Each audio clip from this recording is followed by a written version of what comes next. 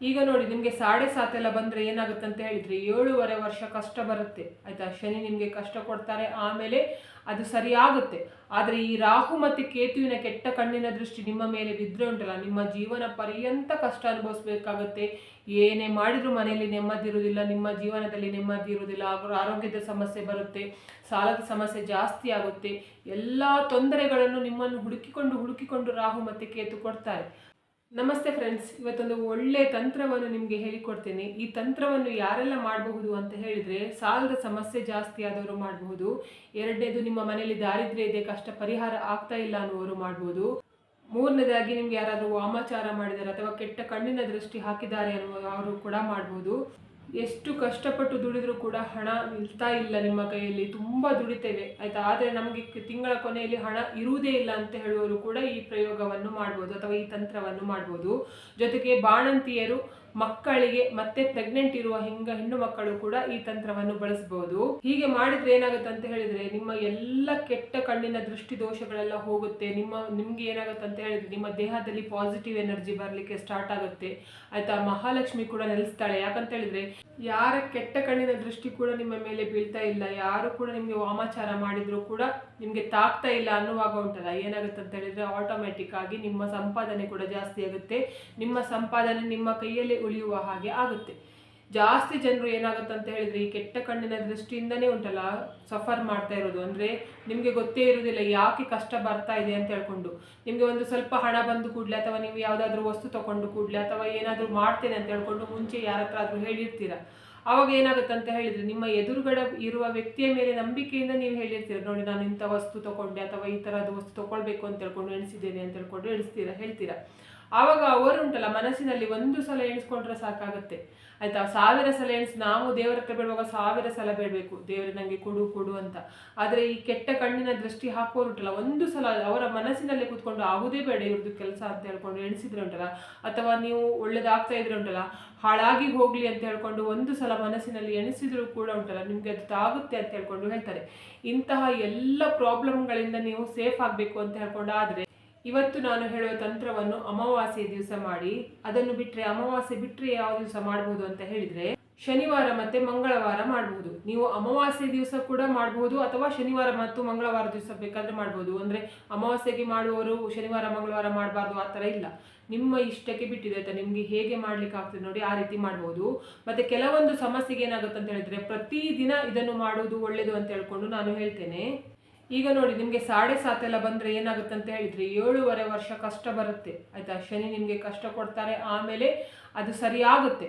ಆದರೆ ಈ ರಾಹು ಮತ್ತು ಕೇತುವಿನ ಕೆಟ್ಟ ಕಣ್ಣಿನ ದೃಷ್ಟಿ ನಿಮ್ಮ ಮೇಲೆ ಬಿದ್ದರೆ ಉಂಟಲ್ಲ, ನಿಮ್ಮ ಜೀವನ ಪರ್ಯಂತ ಕಷ್ಟ ಅನುಭವಿಸ್ಬೇಕಾಗತ್ತೆ.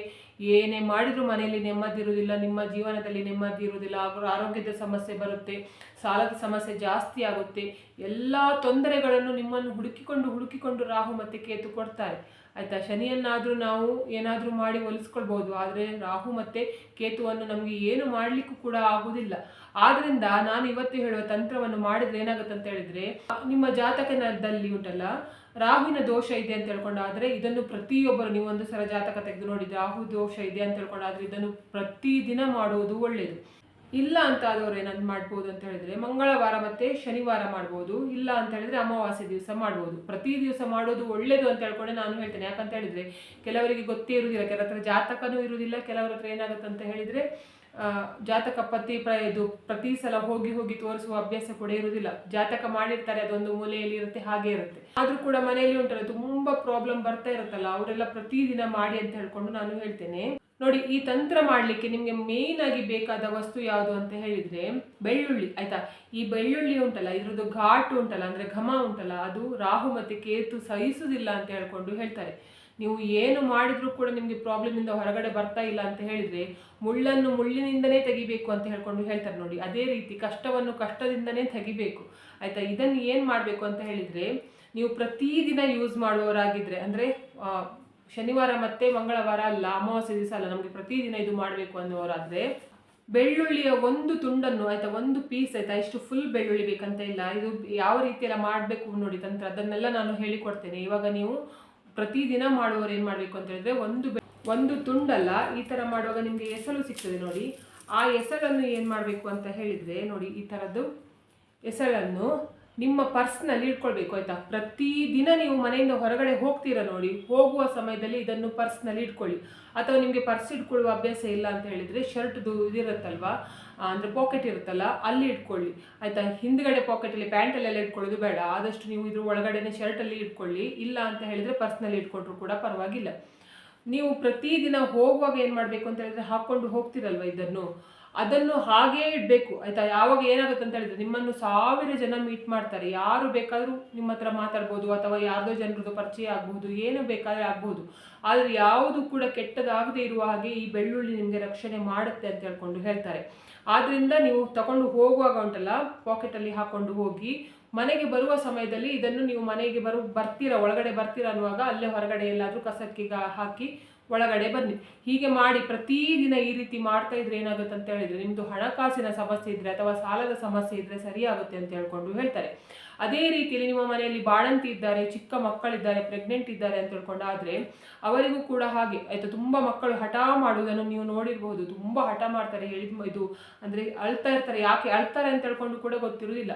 ಕೆಲವರು ಬಂದು ಹೋದ ನಂತರ ಇದು ಕೂಡ ಸಮಸ್ಯೆ ಜಾಸ್ತಿ ಆಗ್ತದೆ. ಆದ್ದರಿಂದ ನಿಮಗೆ ಮಕ್ಕಳಿಗೆ ಏನೂ ಕೂಡ ತೊಂದರೆ ಆಗಬಾರ್ದು, ಅಥವಾ ಬಾಣಂತಿಯರಿಗೆ, ಪ್ರೆಗ್ನೆಂಟ್ ಅವರಿಗೆ ಯಾರದ್ದು ಕೂಡ ಕೆಟ್ಟ ದೃಷ್ಟಿ ಬೀಳಬಾರ್ದು ಅಂತ ಹೇಳಿದ್ರೆ, ಈ ಬೆಳ್ಳುಳ್ಳಿ ಎಸಳು ಪ್ರತಿದಿನ ಏನು ಮಾಡಬೇಕು ಅಂತ ಹೇಳಿದರೆ, ಅದು ನಿಮ್ಮ ಚರ್ಮಕ್ಕೆ ತಾಗ್ತಾ ಇರಬೇಕು ಅಂತ ಹೇಳ್ಕೊಂಡು ಹೇಳ್ತಾರೆ. ಅಂದರೆ ಈ ಥರ ಸ್ಕಿನ್ಗೆ ತಾಗ್ತಾ ಇರಬೇಕು ಅಂತ ಹೇಳ್ಕೊಂಡು ಹೇಳ್ತಾರೆ. ಬೆಳ್ಳುಳ್ಳಿ ಅಂದರೆ ಪ್ರೆಗ್ನೆಂಟ್ ಅವರಿಗೆ, ಮತ್ತು ಬಾಣಂತಿಯರಿಗೆ, ಮತ್ತು ಚಿಕ್ಕ ಚಿಕ್ಕ ಮಕ್ಕಳಿಗೆ ಹಠ ಮಾಡ್ತಾರಲ್ಲ ಅವರಿಗೆ. ಬೇಕಾದರೆ ಚಿಕ್ಕ ಮಕ್ಕಳಿಗಾದರೆ ನೀವು ಸೊಂಟಕ್ಕೆ ದಾರ ಕಟ್ತೀರೋ ನೋಡಿ, ಆ ದಾರಕ್ಕೆ ಬೇಕಾದರೆ ಇದನ್ನುಂಟಲ್ಲ ಒಂದು ಕಟ್ಟಬಹುದು ಅಂತ ಹೇಳ್ಕೊಂಡು ಹೇಳ್ತಾರೆ. ಅಂದರೆ ನಿಮಗೆ ಮಕ್ಕಳು ತುಂಬ ಹಠ ಮಾಡ್ತಾರೆ, ಕಿರಿಕಿರಿ ಮಾಡ್ತಿದ್ದಾರೆ ಅಂತ ಹೇಳ್ಕೊಂಡಾದರೆ ಈ ಥರ ಮಾಡಿದರೂ ಕೂಡ ದೃಷ್ಟಿದೋಷ ಕಡಿಮೆ ಆಗುತ್ತೆ, ಮಕ್ಕಳು ಹಠ ಮಾಡೋದು ಕಡಿಮೆ ಮಾಡ್ತಾರೆ.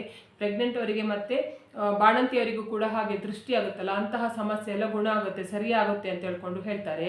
ಇವಾಗ ಮಂಗಳವಾರ ಮತ್ತು ಶನಿವಾರ ನಿಮಗೆ ಸಾಲದ ಸಮಸ್ಯೆ ಜಾಸ್ತಿ ಉಂಟು, ಮನೆಯಲ್ಲಿ ಗ್ರಹಚಾರ ಜಾಸ್ತಿ ಆಗಿದೆ, ಯಾರು ಕೂಡ ನಿಮ್ಮ ಮಾತು ಕೇಳ್ತಾ ಇಲ್ಲ, ನಿಮಗೆ ಕಷ್ಟ ಜಾಸ್ತಿ ಆಗ್ತಾ ಇದೆ ಅಂತ ಹೇಳ್ಕೊಂಡು ಎಣಿಸೋರು ಏನು ಮಾಡಬೇಕು ಅಂತ ಹೇಳಿದ್ರೆ, ಈ ಥರ ಬೆಳ್ಳುಳ್ಳಿ ತೊಗೊಂಡು ಏನು ಮಾಡಿ ಅಂತ ಹೇಳಿದ್ರೆ, ನಿಮ್ಮನ್ನು ನಿವಾಳಿಸ್ಕೊಳ್ಳಿ, ನಿಮಗೆ ನಿವಾಳಿಸ್ಕೊಳ್ಳಿ. ಈ ಥರ ನಿವಾಳಿಸ್ಕೊಂಡು ಇದನ್ನು 3 ಜಾಗ ಸೇರುತ್ತೆ ನೋಡಿ ರೋಡು, ಆ ರೋಡ್ಗೆ ಹೋಗಿ ಎಸೆದು ಬನ್ನಿ.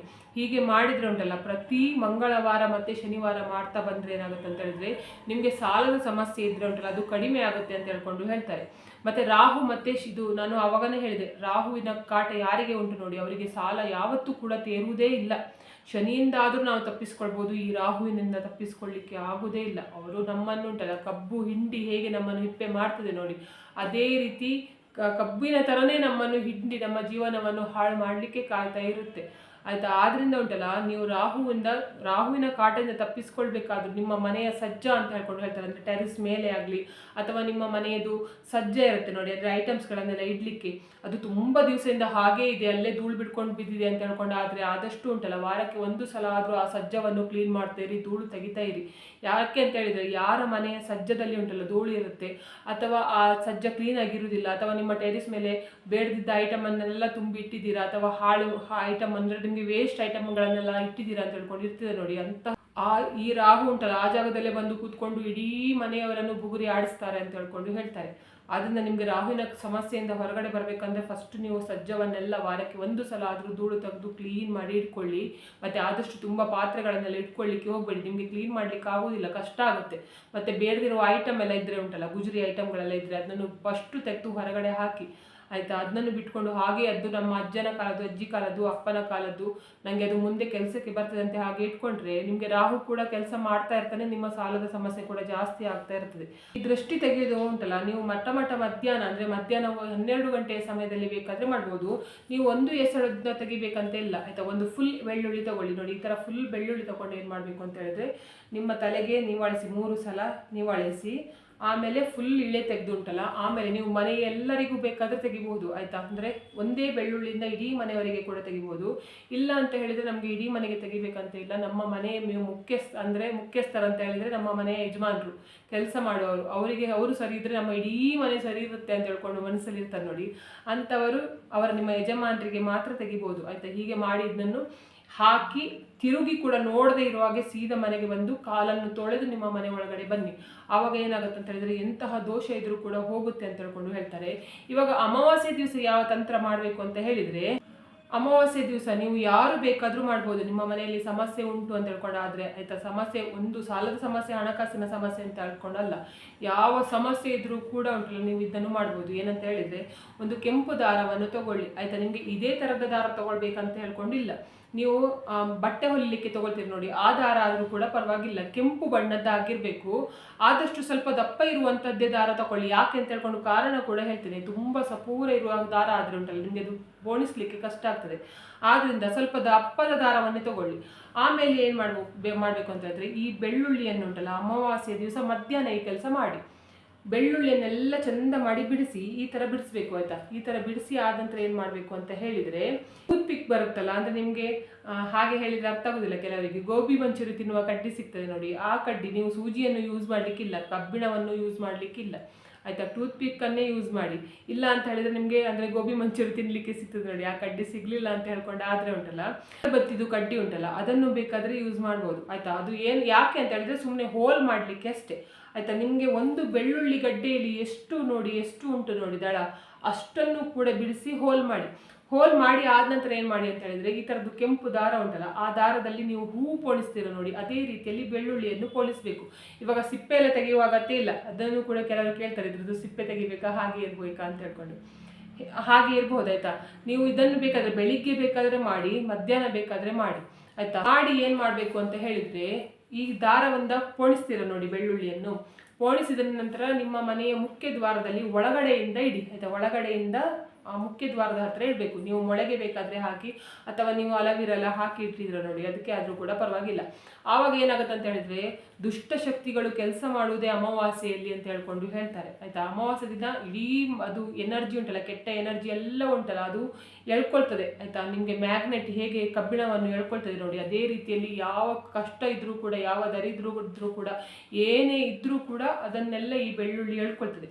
ಅದರ ನಂತರ ಏನು ಮಾಡಿ ಅಂತ ಹೇಳಿದ್ರೆ, ಇದನ್ನು ತಗೊಂಡು ಹೋಗಿ ಉಂಟಲ್ಲ, ಅಂದರೆ ಈ ಮಾಲೆಯನ್ನು ತಗೊಂಡು ಹೋಗಿ, ನೀವು ಎಲ್ಲಾದರೂ ಆಲದ ಮರ ಇದ್ದರೆ ಆಯಿತಾ, ಆಲದ ಮರ ಇದ್ದರೆ ಹೋಗಿ ಆ ಆಲದ ಮರದ ಬುಡಕ್ಕೆ ಬೇಕಾದರೂ ಹಾಕ್ಬೋದು, ಅಥವಾ ಆಲದ ಮರದ ಮೇಲೆ ಬೇಕಾದರೆ ಹಾಕಿ ಬರ್ಬೋದು. ಇದನ್ನು ಯಾವ ಸಮಯದಲ್ಲಿ ಮಾಡಬೇಕು ಅಂತ ಹೇಳಿದರೆ, ರಾತ್ರಿಯ ಸಮಯದಲ್ಲಿ ಮಾಡಿ ಆಯಿತಾ. ನಿಮ್ಮ ಮನೆಯಲ್ಲಿ ಎಲ್ಲರೂ ಮಲಗಲಿಕ್ಕೆ ಹೋಗ್ತಾರೆ ಅಂತ ಹೇಳ್ಕೊಂಡು ಆಗ್ತದೆ ನೋಡಿ, ಅಂತಹ ಸಮಯದಲ್ಲಿ ಹೋಗಿ ಈ ಮಾಲೆಯನ್ನು ಆಲದ ಮರದಲ್ಲಿ ಹಾಕಿ ಬಂದರೆ ಏನಾಗುತ್ತೆ ಅಂತ ಹೇಳಿದರೆ, ನಿಮ್ಮ ಕಷ್ಟ ಎಲ್ಲ ಪರಿಹಾರ ಆಗಿರುತ್ತೆ ಅಂತ ಹೇಳ್ಕೊಂಡು ಹೇಳ್ತಾರೆ. ನಿಮ್ಮ ಇಡೀ ಮನೆಯ ನೆಗೆಟಿವ್ ಅನ್ನೆಲ್ಲ ಅದು ಹೇಳ್ಕೊಂಡಿರುತ್ತೆ, ಕಷ್ಟ ಕೂಡ ಆಯಿತಾ. ನೀವು ಸೊಂಟಕ್ಕೆ ಅಥವಾ ಇದನ್ನು ಉಂಟಲ್ಲ ನಿಮ್ಮ ದೇಹದಲ್ಲಿ ಹಾಕ್ಕೊಂಡ್ರೆ ಏನಾಗುತ್ತೆ ಅಂತ ಹೇಳಿದ್ರೆ, ದೇಹಕ್ಕೆ ಅಂದರೆ ನಿಮ್ಮ ಸ್ಕಿನ್ಗೆ ತಾಗಿದ್ರೆ ಏನಾಗುತ್ತೆ ಅಂತ ಹೇಳಿದ್ರೆ, ನಿಮ್ಮ ದೇಹದಲ್ಲಿ ಯಾವುದಾದ್ರೂ ಕೆಟ್ಟ ಎನರ್ಜಿ ಇದ್ರೂ ಕೂಡ ಹೋಗುತ್ತೆ ಅಂತ ಹೇಳ್ಕೊಂಡು ಹೇಳ್ತಾರೆ. ಎಷ್ಟು ಶಕ್ತಿ ಉಂಟು ಅಂತ ಹೇಳಿದರೆ, ದೃಷ್ಟಿ ಕೂಡ ಆಯಿತಾ, ಯಾರ ಕೆಟ್ಟ ಕಣ್ಣಿನ ದೃಷ್ಟಿ ಕೂಡ ಇದಕ್ಕೆ ಬರುವುದಿಲ್ಲ ಅಂತ ಹೇಳ್ಕೊಂಡು ಹೇಳ್ತಾರೆ ಆಯಿತಾ. ಎದುರುಗಡೆ ಯಾವುದ್ರದ್ದು ಆಟ ಕೂಡ ನಡೆಯುವುದಿಲ್ಲ ಅಂತ ಹೇಳ್ಕೊಂಡು ಹೇಳ್ತಾರೆ. ಆದ್ದರಿಂದ ಇದೊಂದು ಕೆಲಸ ಮಾಡಿ ನೋಡಿ, ಅದರ ನಂತರ ನೋಡಿ ನಿಮಗೆ ಕ್ರಮೇಣವಾಗಿ ನಿಮ್ಮ ಸಾಲದ ಸಮಸ್ಯೆ ಕೂಡ ಕಡಿಮೆ ಆಗಲಿಕ್ಕೆ ಬರ್ತದೆ. ಮನೆಯಲ್ಲಿ ಕೂಡ ಶಾಂತಿ ನೆಲೆಸಲಿಕ್ಕೆ ಸ್ಟಾರ್ಟ್ ಆಗುತ್ತೆ. ಮತ್ತು ಮಕ್ಕಳು ಕೂಡ ತುಂಬ ಹಠ ಮಾಡ್ತಾ ಇದ್ರೆ, ಹಠ ಮಾಡೋದು ಕೂಡ ಕಡಿಮೆ ಮಾಡಲಿಕ್ಕೆ ಸ್ಟಾರ್ಟ್ ಮಾಡ್ತಾರೆ ಆಯಿತಾ. ಇದನ್ನು ಬಿಸ್ನೆಸ್ ಮಾಡುವವರಾಗಲಿ ಅಥವಾ ವ್ಯಾಪಾರ ಮಾಡುವವರಾಗಲಿ, ಅಂದರೆ ಮತ್ತೆ ತಿಂಗಳ ಸಂಬಳ ಆದವರು ಕೂಡ ಅಷ್ಟೇ, ತಿಂಗಳ ಸಂಬಳ ಆದವ್ರ ಹತ್ರ ಹಣ ಉಳಿಬೇಕು ಅಂತ ಹೇಳ್ಕೊಂಡಿಲ್ಲ ಆಯಿತಾ. 1ನೇ ತಾರೀಕಿಗೆ ಪೇಮೆಂಟ್ ಬಂದರೆ 30ನೇ ತಾರೀಕಿಗೆ ಎಂತ ಸಹ ಇರುವುದಿಲ್ಲ, ಪರ್ಸ್ ಖಾಲಿ ಆಗಿರ್ತದೆ.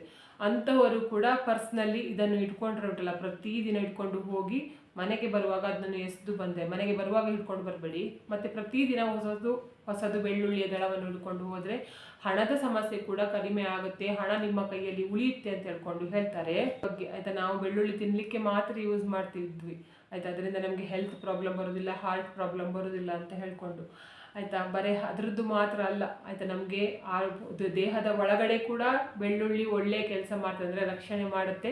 ದೇಹದ ಹೊರಗಡೆ ಕೂಡ ನಮಗೆ ರಕ್ಷಣೆ ಮಾಡುತ್ತೆ. ಜೊತೆಗೆ ಬೇರೆಯವರದ್ದು ಕೆಟ್ಟದ್ದು ಕೂಡ ನಮಗೆ ಏನು ಕೂಡ ತಾಗದೇ ಇರುವ ಹಾಗೆ ನಮಗೆ ಒಂದು ಕವಚದ ರೀತಿಯಲ್ಲಿ ರಕ್ಷಣೆ ನೀಡುತ್ತೆ ಅಂತ ಹೇಳ್ಕೊಂಡು ಇವತ್ತಿನ ವಿಡಿಯೋದಲ್ಲಿ ಹೇಳಿದ್ದೇನೆ.